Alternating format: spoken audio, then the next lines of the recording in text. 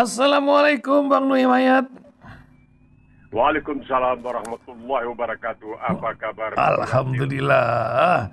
Bagaimana cuaca di Melbourne hari ini? Sudah mulai dingin-dingin sedap nampaknya. Begitu Bang Nui ya? Ini mulai mendung. Kemarin mendingan. Kemarin cerah, matahari luar biasa. Jadi ketika sebuah masjid warga Indonesia di Australia bernama Baitul Makmur mengadakan apa yang disebut sebagai halal bil halal ya. Kita bisa makan di luar karena mataharinya terang benderang, suhu maksimum 20 derajat. Ya, tapi hari ini nampaknya agak sekitar 15-16 derajat. Wih, sedap-sedap. Inilah cuaca luar biasa hari ini ya Bang Lim. Semoga sehat selalu.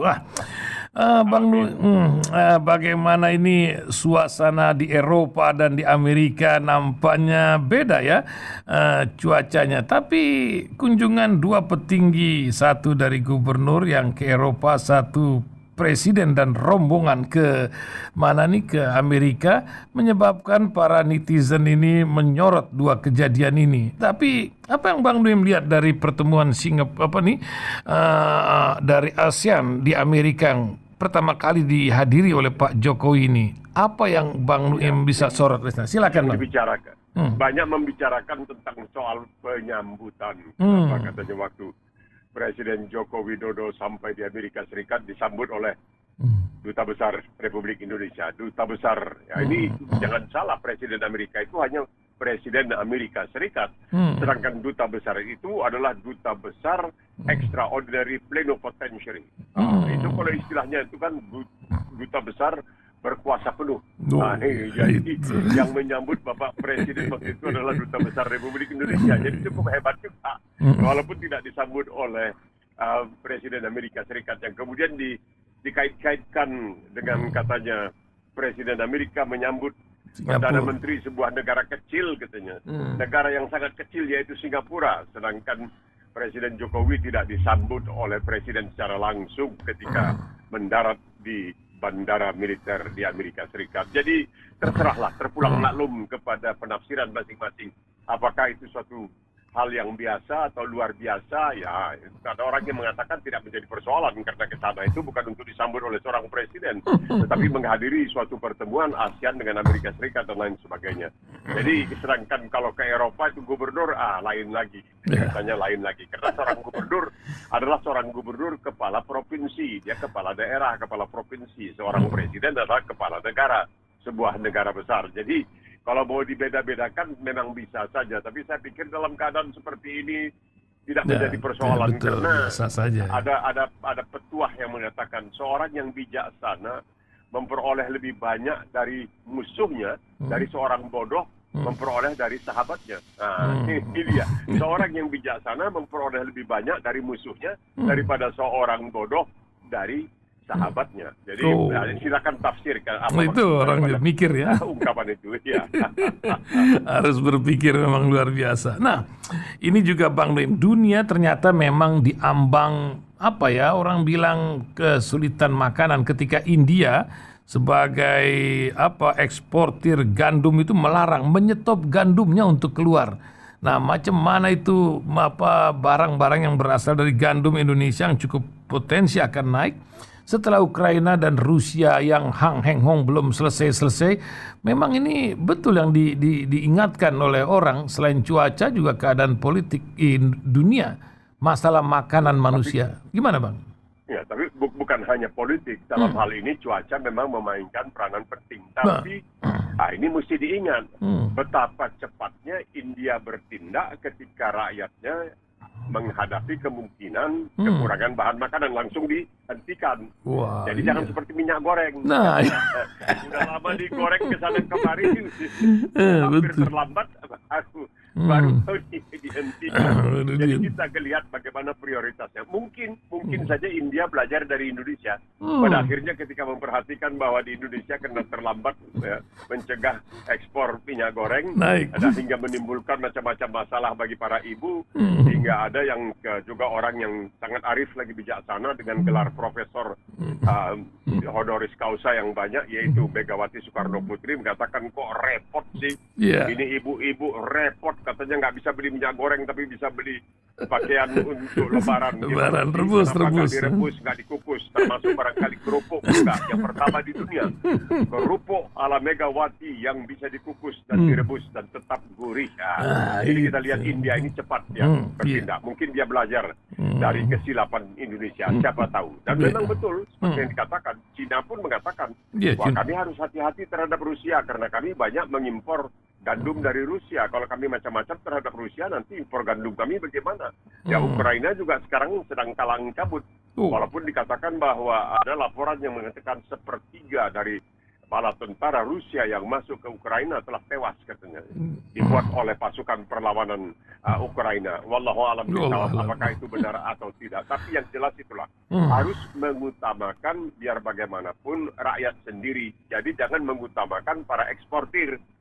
Sudah hampir terlambat, baru dikeluarkan peraturan, itu pun diberi masa tenggang, berlaku setelah dikeluarkan pengumuman itu baru berlaku pada tanggal 28 yang lalu. Jadi mungkin ini jadi pelajaran lah untuk masa depan. Biar bagaimanapun jelek-jelek, anak kandung kita itu adalah rakyat kita. Jangan sampai orang mengatakan, wah ini anak beruk di hutan disusui, anak kandung sendirian diterlantarkan. Jangan sampai begitu.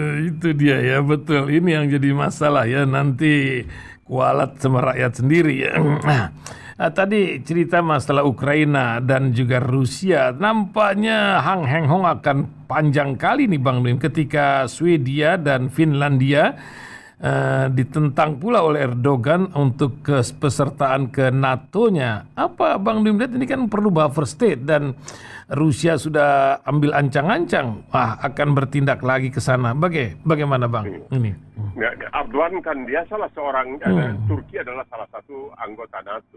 Memang banyak yang mengatakan ketika Eropa perlu karena Turki dianggap bersebelahan dan terdekat dengan Uni Soviet pada waktu itu, maka mereka langsung membujuk dan menerima Turki untuk menjadi anggota NATO. Tapi ketika Turki mengatakan ingin menjadi anggota Uni Eropa, mereka memperlarutnya, karena Turki itu budayanya lain, dan maksudnya Turki itu Muslim itu saja sebenarnya.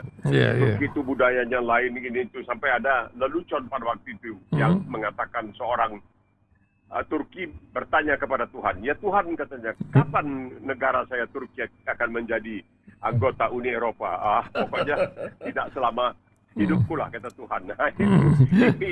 Itu jawaban yang menarik dan memberikan kesan. Jadi sekarang ini Finlandia dan Swedia, terutama Finlandia yang berbatasan ya boleh dikatakan dengan Rusia, karena ini Finlandia ini saya ingat dulu ada seorang kawan yang bekerja di Kedutaan Besar Republik Indonesia di Moskow. Dia mengatakan salah satu tugasnya dahulu adalah untuk pergi ke Finlandia untuk berbelanja, membeli barang-barang keperluan kedutaan dari Finlandia. Jadi memang sangat berdekatan, dan ini tentunya menimbulkan amarah yang sangat luar biasa pada Putin.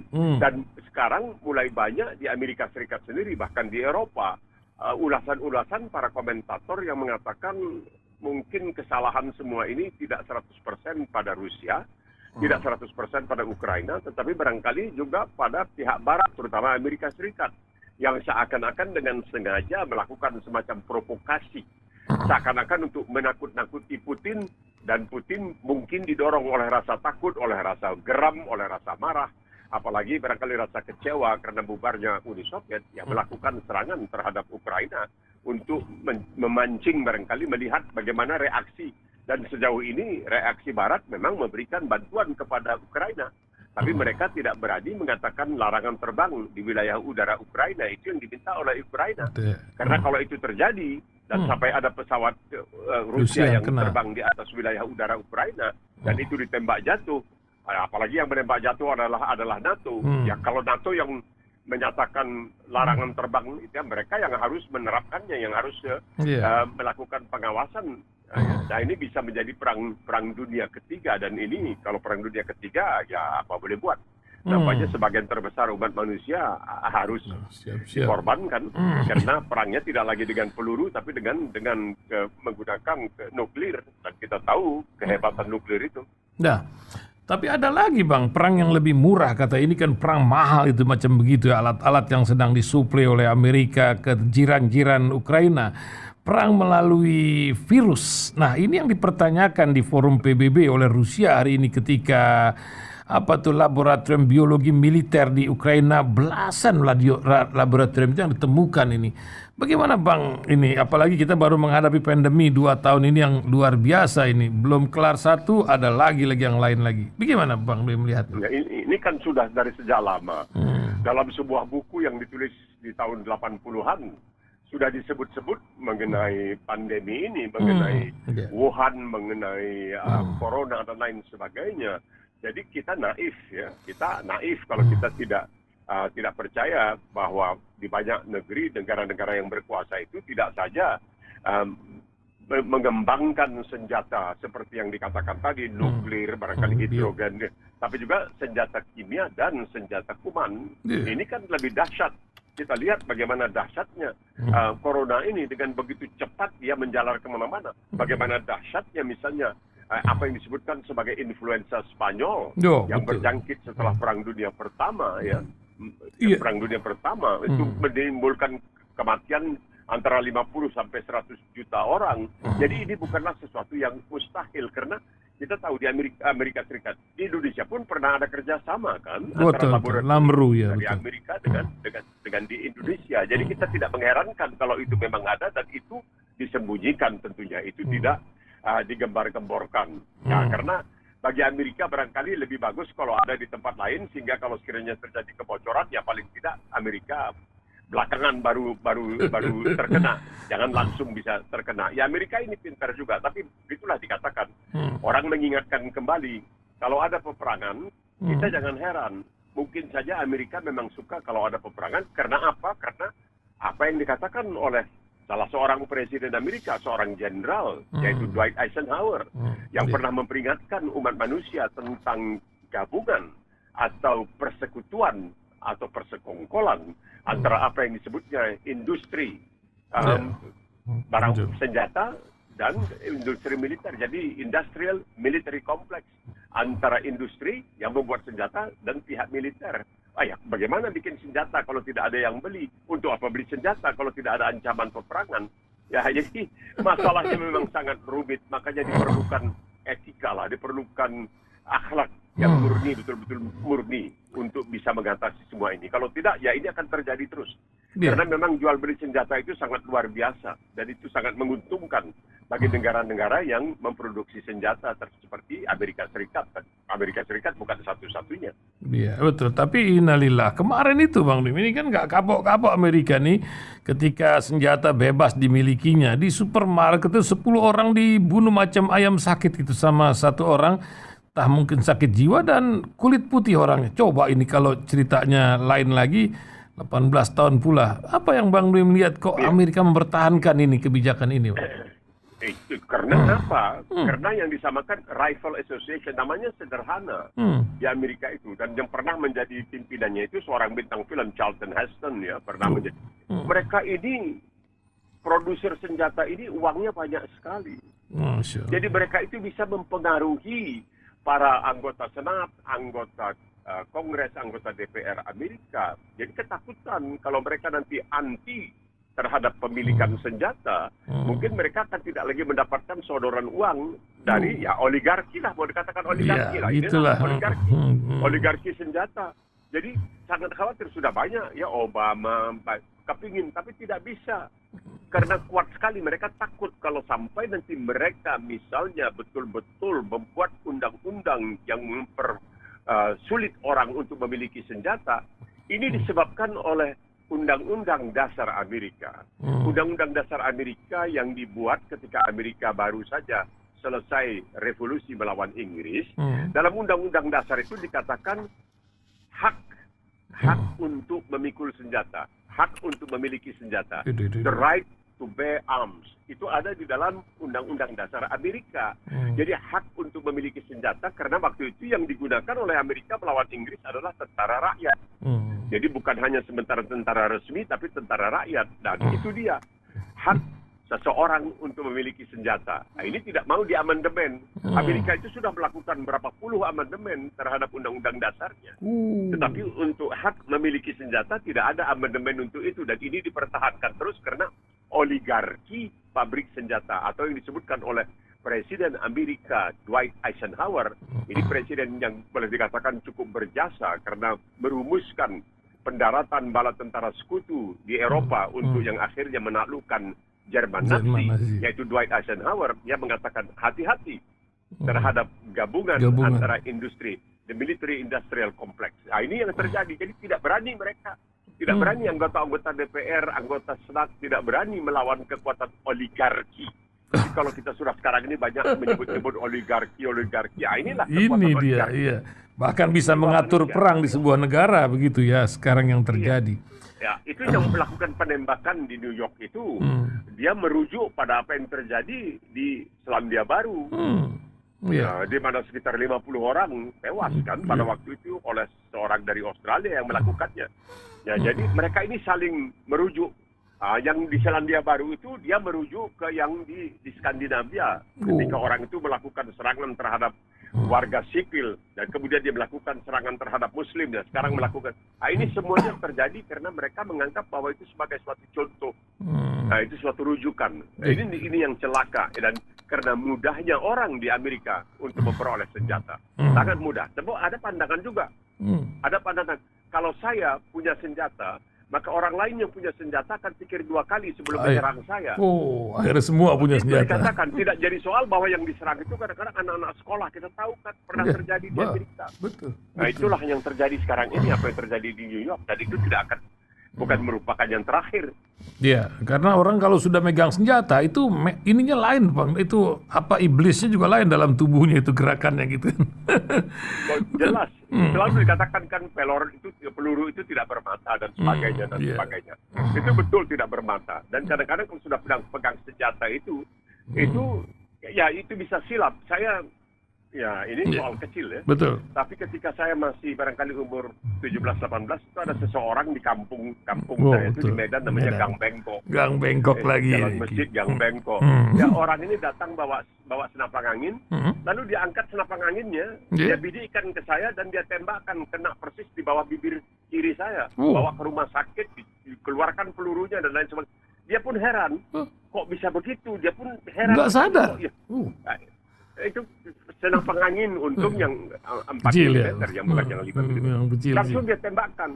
Nah, itulah dia celakanya itu. Jadi saya juga pernah menjadi korban tembakan, tapi hanya tembakan peluru senapang angin, bukan senapang beneran. Masya Allah. Memang ini kalimat oligarki ini menjadi momok sekarang ini, karena konstitusi ini menjadi keniscayaan yang diatur oleh oligarki akhirnya. Indonesia ini apakah sedang mencontoh dari kejadian yang memang sudah dari awal Amerika diatur oleh oligarki, atau apa Bang Nui melihat kepedulian terhadap yang masih memegang paspor hijau ini terhadap negeri ini dan oligarki, Bang Nui? Ya, begini. Orang mengatakan pernah ada seseorang katanya bertanya kepada seorang pelacur, pekerja seks seksual. Dia mengatakan, 1 malam dengan kamu berapa? 10 juta. Wah, mahal kali. Kamu pikir kamu siapa? Orang itu bilang, saya tahu kamu siapa. Ini soal harga, bukan soal. Nah, sekali kamu bisa dibeli, kamu bisa ditawar. Ini celakanya. Dan keserakahan manusia itu yang tidak pernah puas. Di sini Rasulullah SAW memberikan petuah. Orang yang paling kaya itu adalah orang yang mampu untuk merasa bersyukur. Bersyukur. Dia tidak melihat ke atas, tapi dia melihat ke bawah. Karena ada satu cerita yang menarik sekali. Di Inggris terjadi. Seorang ahli teknologi menciptakan radio tanpa baterai, tanpa listrik. Banyak di Indonesia barangkali yang masih yang tidak ingat ya bahwa dulu di Indonesia itu kalau kita pakai jam tangan itu diputar ya betul ya.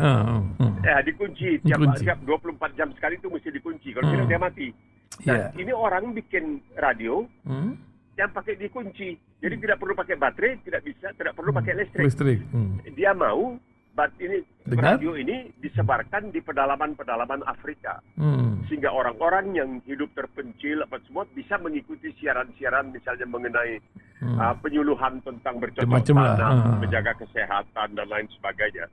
Nah, dia menghubungi waktu itu Nelson Mandela di Afrika Selatan dan mengatakan kalau kalian bersedia membangun pabrik, kata orang Inggris ini, dan di antara karyawan kamu itu 50% harus orang-orang yang punya cacat dan lain sebagainya, maka aku akan memberikan hak kepada kalian, hak cipta kepada kalian untuk membuat radio ini.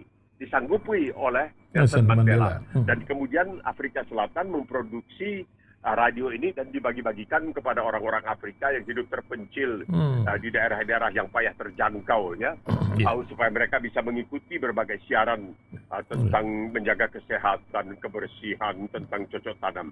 Kemudian para wartawan di Inggris bertanya kepada orang Inggris ini, dia mengatakan kenapa kamu tidak jual teknologi kamu yang luar biasa itu kepada misalnya perusahaan di Jepang, perusahaan radio di Jepang, kan kamu bisa kaya raya.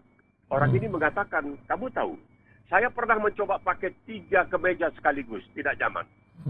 Saya mau coba makan 2 piring, tidak nyaman. Perut saya rasanya nggak karu-karuan. Jadi artinya untuk apa saya punya uang begitu banyak, sedangkan ini saya nyaman. Saban hari saya bayangkan, ada si Polan yang berhasil mendapatkan pencerahan, penyuluhan mengenai bercocok tanam, mengenai penjaga kesehatan. Itu membuat saya lebih bahagia daripada mencoba untuk mengenakan 3 kemeja atau 3 celana atau makan lebih 2-3 piring. Nah ini kan orang yang tahu bersyukur. Jadi orang yang seperti ini yang perlu banyak barangkali dalam pemerintahannya. Jadi tidak mudah terumbang-ambing oleh oligarki. Itu dia. Jadi itulah pentingnya seorang pemimpin untuk memberikan sebuah contoh. Ya salah. Ini ada pemimpin yang baru saja wafat, Bang Nuim. Pernah dengarkan Syekh Khalifah bin Zaid Al Nahyan, 73 tahun. Orang kaya besar, akhirnya masuk ke tanah pula begitu. Sederhana pemakamannya. Apa Bang Nuim ambil hikmah dari cerita sang Syekh Khalifah ini buat pengingat pendengar kita pula di mana? Silakan Bang. Lihatlah kuburannya juga begitu sederhana. Kuburannya itu begitu sederhana. Dari itu kan selalu dikatakan bahwa akhirnya dari tanah kembali ke tanah. Dan apa yang dibawa? Apapun yang dibawa ke dalam kubur sana tidak bisa digunakan. Jadi kadang-kadang kenapa tidak sewaktu hidup ya dijaga, kenapa setelah mati, setelah meninggal baru dibikin upacara penguburannya besar-besaran dan lain sebagainya. Jadi semua ini tidak menjadi persoalan. Kullu nafsin dha'iqatul maut. Setiap yang bernafas, setiap yang bernyawa itu akan merasakan kematian. Ini sudah dikatakan dalam Al-Quran. Dan ketika tiba saatnya, kamu tidak bisa mengelak. Oleh sebab itu, ada misalnya batu nisan, katanya. Di batu nisan itu bertuliskan, di mana kamu berdiri, aku pernah berdiri. Di mana aku ada, kamu pun nantinya akan berada di tempat yang sama seperti aku, yaitu di dalam tanah. Dan tidak ada. Apa artinya semua? Tidak ada artinya sama sekali. Yang ditinggalkannya itu tidak ada artinya sama sekali. Karena yang dia tinggalkan itu ya dipakai oleh orang lain, mungkin disalahgunakan, mungkin menimbulkan percekcokan di kalangan sanak saudaranya, barangkali di kalangan anak-anaknya, cucunya, cicin, dan lain sebagainya. Jadi semua ini menunjukkan bahwa seperti dikatakan oleh lagu itulah, jangan mau disanjung-sanjung, engkau digelar manusia agung. Masya Allah. Sadarlah diri, tahu diuntung sebelum keranda diusung. Nah, ini dia. Akhirnya kita kembali ke sana kan. Kalau dilihat tuh agak hina kan, masuk ke dalam tanah seperti cacing saja begitu. Tapi begitu nasib, memang begitu. Kullu nafsin dha'iqatul maut. Termasuk Rasulullah SAW sendiri juga mengalami hal yang sama.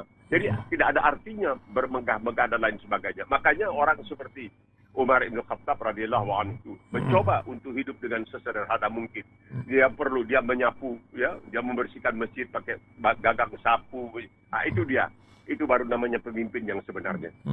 Ya, luar biasa. Nah, hari ini Bang Nuim, ini hari libur di Indonesia. Ini hari Waisak Buddha ya, 2566. Tapi Siddhartha Gautama ini, saya dari kecil ini suka baca buku-buku literasi ini, menjadi kepusingan juga kadang-kadang ketika melihat kehidupan orang yang lahir di Nepal katanya dan mati di India ini.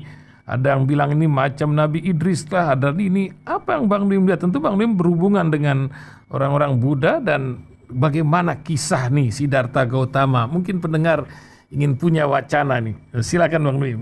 Iya. Ini agak sulit kan karena membicarakan agama orang lain. Nah, kita dari sudut kita. dalam Islam dikatakan wala tasubul ladzina yad'una min dunillah. Jangan kamu mencaci-caci, jangan Tidak kamu bisa. menjelek-jelekkan. Itu hebatnya Islam itu. Masya Allah. Kadang-kadang tidak diingat orang-orang non-Muslim yang mengatakan kadrunin itu mereka atau orang-orang Muslim yang juga tidak tahu bahwa Islam itu gentleman sekali, perkasa dan ksatria. Wala tasubul ladzina yad'una min dunillah. Jangan kamu menjelek-jelekkan. Apa yang diajarkan oleh Buddha dalam agama Buddhisme adalah tentang bagaimana mencari kebahagiaan hidup dalam sederhana. Jadi kalau kita lihat biksu-biksu di Thailand, di mana itu tiap hari mereka itu mengharapkan belas kasihan. Jadi dalam hal ini berbagi antara yang mampu dengan yang tidak mampu. Karena mereka ini mengkhususkan diri hanya untuk mengabdi kata mereka. Karena Buddha itu tidak, ada yang mengatakan itu bukan agama sebenarnya. Jadi banyak yang tertarik karena kesederhanaan dari ajaran Buddhisme itu. Jadi ada bintang film dari Hollywood yang juga ketika itu dia menjadi seorang penganut agama Buddha dan lain sebagainya. Dia mengatakan kesederhanaannya. Jadi kesederhanaan hidup itu terus meneruskan memikirkan katanya. Karena pangeran, dia kan Gautama ini seorang pangeran sebenarnya dari kerajaan, dari keluarga yang tapi dia melihat kemiskinan, dia melihat itu, maka dia mencoba untuk melihat bagaimana untuk bisa menyamaratakan itu yang ditujukan di dalam yang ditujukan dalam ajaran agama Buddha itu. Nah ini yang pemeluknya sekarang ini kita lihat kalau misalnya di Thailand, di Burma, di tempat itu mereka itu kan biksu-biksunya keluar tiap hari mengharapkan dan orang memberikan bantuan. Jadi berbagi itu salah satu itu, berbagi itu yang diutamakan dalam ajaran ini, agar berbagi antara yang mampu dengan yang tidak mampu, yang disimbolkan sebagai biksu yang dengan sengaja, dengan sadar ingin untuk hidup lebih baik sangat lagi. sederhana, tidak pakai hanya dua helai kain yang diselempangkan dan sebagainya. Ya, itu hidup mereka. Jadi berbagi itu yang menjadi tujuan dari itu yang saya ketahui dari ajaran agama Gautama Buddha ini. Itu yang membuat aneh kita ketika Myanmar dengan komunitas Buddha yang cukup besar, kok bisa berubah macam begitu. Ini kan memang dunia Coba Rasil perhatikan. Ya. Di Australia ini selalu disebut banyak biksu tidak mau bepergian di malam hari naik mobil. Kenapa? Karena sering ada kupu-kupu atau apa malam itu tertarik oleh lampu mobil, lalu mereka ditabrak oleh mobil mati. Nah, begitu mereka sayangnya kepada makhluk yang lain. Ada bahkan di antara para biksu yang menyaring minumannya karena takut di dalam air itu mungkin ada organisme. Jangan sampai organisme yang dianggap mereka bernyawa hidup itu sampai tertelan masuk ke dalam perut. Nah, begitu sayangnya kepada makhluk. Tapi kenapa ketika berhadapan dengan Rohingya yang Muslim hilang segala kasih sayang ini? Ini yang membuat kita bertanya-tanya. Ya memang. Agama itu tidak bisa pilih-pilihan. Oh kamu mesti baik dengan kupu-kupu, kamu tidak bisa. Islam mengatakan manusia itu dengan makhluk lain, seseorang sedang menghela keledainya. Rasulullah bertanya, Fulan mau ke mana?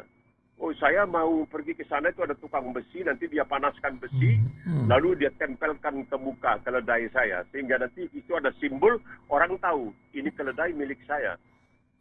Rasulullah mengatakan, Fulan itu mukanya itu paling peka, itu akan sangat sakit kalau dikasih besi panas. Kenapa tidak di punggungnya yang banyak dagingnya dan banyak lemaknya? Oh iya, nah sejak itulah menjadi cikal bakal dari apa yang disebutkan Royal Society for the Prevention of Cruelty to Animals, suatu himpunan untuk mencegah kekejaman terhadap binatang. Kenapa mereka bisa menyaring minuman karena takut ada organisme masuk ke dalam perut? Kenapa mereka tidak mau bepergian malam hari karena takut nanti lampu dari mobil itu menarik misalnya gas atau kupu-kupu malam atau apa sehingga nanti mati karena ditabrak mobil? Tapi kenapa mereka bisa melakukan kekejaman yang sangat luar biasa terhadap Rohingya? Apakah karena mereka Muslim? Maka tidak ada ajaran itu. Tapi ini menunjukkan jadi manusia itu tidak sempurna juga. Jadi mereka menyatakan mereka sangat kasih sayang bahkan kepada semua makhluk. Tapi kalau sudah sampai kepada Muslim, hilang kasih sayangnya. Ya itulah manusia memang luar biasa. Nah ini juga kalau tidak salah mereka itu puasa tengah bulan ini. Tanggal 15, 16, 17 itu mereka puasa itu. Rutin tuh. Itu sebab seperti dikatakan, sebab agama Buddha ini turun sebelum Islam. Yeah. Jadi kalau dikatakan bahwa kutiba alaikumusiyam itu memang puasa itu bukan hanya untuk Muslim, tapi macam-macam puasa. Sebelumnya di agama Katolik misalnya itu Lenten menjelang Paskah dan lain sebagainya, tapi puasanya tidak seperti puasa umat Islam, berbeda. Tapi namanya puasa juga menahan diri dari sesuatu yang menjadi sebenarnya asupan sehari-hari seorang manusia. Bang Nuim tak terasa 30 menit hampir lewat kita dan ini masih 15 Syawal Bang Nuim. Ini Bang Nuim keliling sana sini kan nampaknya sudah agak bebas ini dari om yang satu ini Omikron yang sedang warawiri di Eropa di Korea Utara juga New Zealand yang tadinya sedemikian ketat Korea. Nampaknya sekarang sudahlah jadi pilek aja sekarang. Nah, jadi masalah apa yang Bang Nuim ingatkan di 15 Syawal sekarang ini setelah Ramadan baru saja kita lewati dengan cepat sekali lewatnya begitu. Gimana Bang Nuim? Iya, kita tetap hati-hati. Kita tetap menjaga. Kita tetap mesti langkah-langkah penjagaan itu penting. Ini bukan sesuatu yang baru. Saya katakan kepada kawan-kawan, kepada orang-orang dan setiap ada yang mengatakan wah itu racun ini itu tidak. Jangan seperti misalnya polio. Banyak dulu di Pakistan, di negara-negara di Afrika itu umat Islamnya diberitahu jangan mau disuntik polio. Kenapa nanti kamu jadi mandul? Nah, itu polio itu adalah penyakit yang berbahaya, yang melumpuhkan. Padahal tidak ada maksudnya untuk itu. Mungkin bisa ada akibat sampingnya 1-2 orang kena. Tetapi tetap pada pegangan kita sebagai Muslim. Karena Rasulullah SAW mengatakan, serahkan urusan kepada ahlinya. Kalau tidak, tunggulah kehancuran. Nah, ahlinya sudah mengatakan. Jadi kalau di Australia ini misalnya, Ketua Ikatan Dokter Australia itu Umar Khursid. Ya seorang Muslim yang taat. Masya Allah. Kemudian ada beberapa dokter-dokter Muslim yang luar biasa taatnya kepada agama Islam. Dan mereka menganjurkan, kamu mungkin tidak akan bisa menghindari akan terkena COVID. Tapi kalau kamu sudah divaksinasi, insya Allah kamu punya semacam pertahanan. Jadi tidak terlalu berat, tidak terlalu parah. Nah dalam hal ini, alasan-alasan yang disampaikan ini harus kita lihat. Ada yang mengatakan ini alasan kesehatan, tapi bagi orang-orang tertentu ini alasan agama. Agama itu mengatakan kamu tidak boleh mencelakakan diri kamu sendiri. Itu penting. Tidak boleh, kamu dilarang mencelakakan. Jadi ketika umat Syiah misalnya itu nanti memperingati Sayyidina Hussein itu memukul-mukul badan mereka, itu sebenarnya ada sesuatu larangan di dalam Islam. Tidak boleh kita menyakiti diri kita sendiri. Kita harus menjaga karena jiwa kita itu nilainya tinggi. Kalau kamu menghilangkan satu jiwa, tidak disebutkan jiwa siapapun. Allah SWT mengatakan, maka seakan kamu menghilangkan nyawa seluruh kemanusiaan. Apabila kamu menyelamatkan satu nyawa, seakan-akan kamu menyelamatkan nyawa seluruh kemanusiaan. Jadi kemarin ini saya kebetulan hari Minggu kemarin dapat kesempatan untuk kasih sedikit wejangan lah di dalam halal bil halal istilahnya di Baitul Ma'mur, ini salah satu masjid masyarakat Indonesia. Lepas secara bercanda saya mengatakan saya ingin mengakhiri tausiah ini dengan meminta hadirin untuk menghidupkan HP. Jadi telepon genggam, karena sudah lama selama saya memberikan tausiah mungkin setengah jam, mungkin 40 menit mereka tidak main HP. Berat itu mereka yang sudah candu HP. Wah, masing-masing hidupkan. Nah, saya katakan sudah di Google apa yang disebutkan sebagai Gunung Pelangi. Coba Google, bahasa Inggrisnya Rainbow Mountain. Wah, di Google. Pak Konsul Jenderal juga ikut Google semua. Lalu saya katakan, oh iya, di mana itu Gunung Pelangi? Oh, itu ada di Cina. Nah, saya katakan, saya beritahu tempatnya, Jiangsu. Di Cina itu namanya Jiangsu. Dan Gunung Pelangi ini kira-kira 10-15 tahun yang lalu oleh Badan Kebudayaan Perserikatan Bangsa-Bangsa dinyatakan sebagai warisan umat manusia. Mereka lihat, iya. Nah, saya katakan begini. Sebelumnya pernah ada hadis. Utlubul ilma walau fisin. Tuntutlah ilmu walaupun sampai di negeri Cina. Banyak yang mengatakan sebenarnya hadis ini dhaif, lemah. Kenapa? Ya, bagaimana Rasulullah tahu katanya di zaman itu ada negeri namanya Cina dan di negeri Cina itu ada gunung yang pelangi berwarna-warni. Saya katakan barangkali, ini barangkali. Semoga Allah SWT berkenan. Mungkin waktu Jibril menyampaikan wahyi ayat ke-27 dalam surat Al-Fatir, surat ke-35. Jibril mengatakan, ya Muhammad ibn Abdullah, ini gunung yang dimaksud dalam wahyi ini, dalam ayat ini, adanya di Cina sana, tempat namanya Cina. Sebab dalam ayat itu artinya begini. Tidakkah engkau perhatikan bahwa sesungguhnya Allah telah menurunkan air dari langit. Anzala minas sama. Lalu kami keluarkan dengan air itu buah-buahan yang beraneka warnanya. Terus dilanjutkan.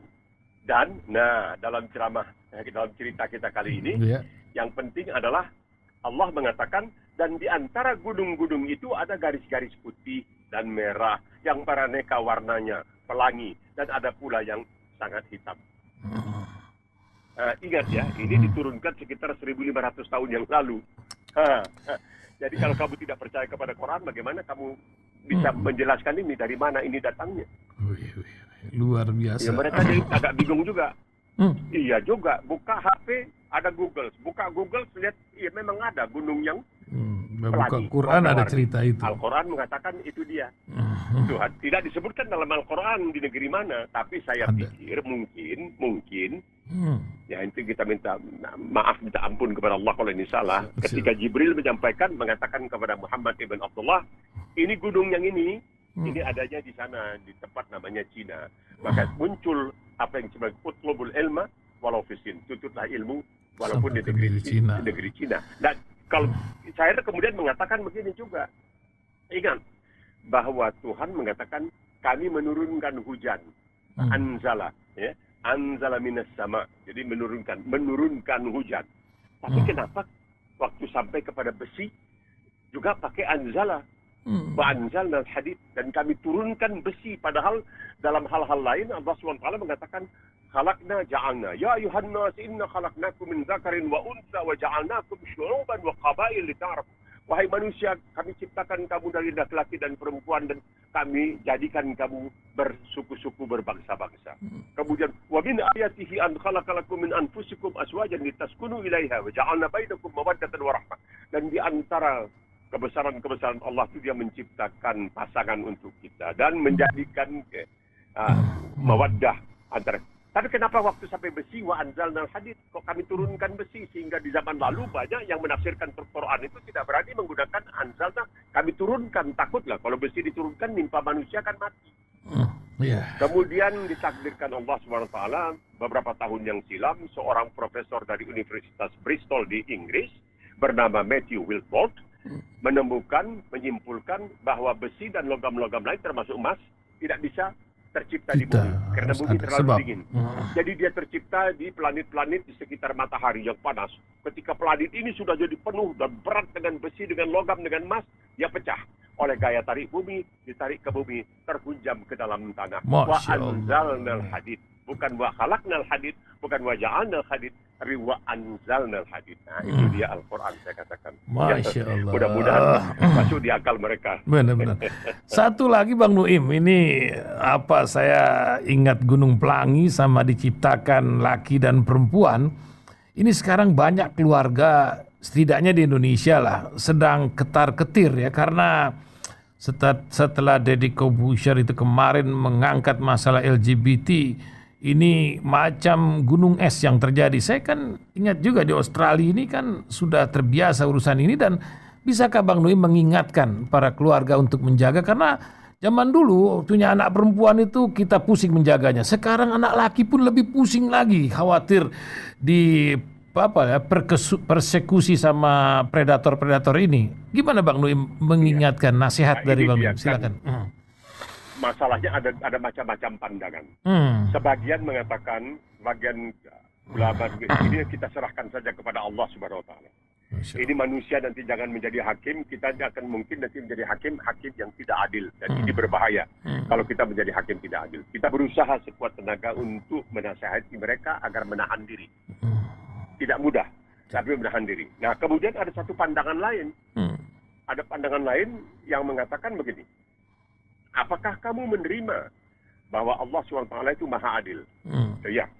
Apakah dengan demikian kamu menerima bahwa Allah SWT tidak akan memaksa kamu untuk melakukan yang mustahil? Seperti terbang. Seperti hidup di dalam air. Tidak mungkin Allah SWT memaksa kamu untuk melakukan hal itu. Nah, di sini mereka mengatakan, jadi dalam hal-hal seperti LGBT dan lain sebagainya ini, kalau memang mereka tidak mampu, tidak bisa, ya mereka harus macam itu belajar puasa, menahan diri dan lain sebagainya. Tidak dianjurkan hal yang seperti itu, karena Allah SWT mengatakan kami jadikan kamu berpasang-pasangan. Ayat Quran. Tapi ada di dalam itu yang lain daripada yang lain. Lain daripada yang lain. Ini sesuatu yang sangat pelik. Sangat sulit. Jadi banyak yang mengatakan kita sedapat mungkin menyerahkan ini kepada Allah SWT untuk mengikutnya. Karena ketakutan di zaman Umar Ibn Khattab, ada satu kasus ketika itu ada seorang pemuda yang ganteng sekali di Madinah. Banyak perempuan yang tertarik kepada laki-laki ini. Akhirnya Umar Ibn Khattab mendatangi laki-laki ini dan mengatakan, kamu lebih bagus pindah dari Madinah. Nah, saya pernah melakukan apa? Kamu tidak melakukan apa-apa. Tapi nanti kalau terjadi sesuatu, aku yang bertanggung jawab karena membiarkan kamu ada di sini sebagai godaan. Nah, itu dikatakan oleh Umar Ibn Khattab pada suatu riwayat yang mengatakan hal seperti itu. Hal yang seperti ini memang sulit sekali untuk dibicarakan. Dan ini memang menjadi hal-hal yang betul-betul membuat banyak orang yang pusing tujuh keliling. Bagaimana ini kita cara sebagai manusia, bagaimana kita harus menjelaskan atau merasionalisasi hal yang seperti ini yang terjadi. Karena kalau kita lihat dalam sejarah umat manusia, salah seorang panglima perang yang hebat, yang karya-karyanya dalam strategi peperangan sampai sekarang masih dipelajari di banyak akademi militer, yaitu Julius Caesar, Julius Caesar dari Romawi. Dia itu pernah bangga, saya ini laksana suami bagi sementara laki-laki dan istri bagi sementara laki-laki. Padahal dia punya istri bernama Calpurnia. Nah, orang yang seperti dikatakan Alexander the Great dari Makedonia, yang dalam usia yang begitu muda melakukan penaklukan di mana-mana, itu ketika dikatakan orang mencibir, mengata-ngatai istrinya Roxana, dia diam saja. Tapi dia punya pacar laki-laki. Kalau ada yang berani mengata-ngatai pacar yang laki-laki itu, dia bunuh langsung. Nah, jadi dalam ini bukan sesuatu yang baru. Ini sudah ada sejak kapan-kapan. Dan ini merupakan bagian dari tantangan yang harus dihadapi manusia. Seperti kita puasa dan lain sebagainya. Dan kita tidak berbuat jahat, tidak korupsi, tidak merampok, tidak mencuri. Ini bagian dari tantangan yang dihadapi oleh manusia. Tidak ada yang bisa menjelaskan secara itu. Secara lebih jelas daripada ini, karena ini sesuatu yang sudah dari sejak kita tahu zaman Nabi Lut misalnya, ini sudah merupakan satu kejadian yang dihukum dengan begitu berat oleh Allah Subhanahu wa Ta'ala.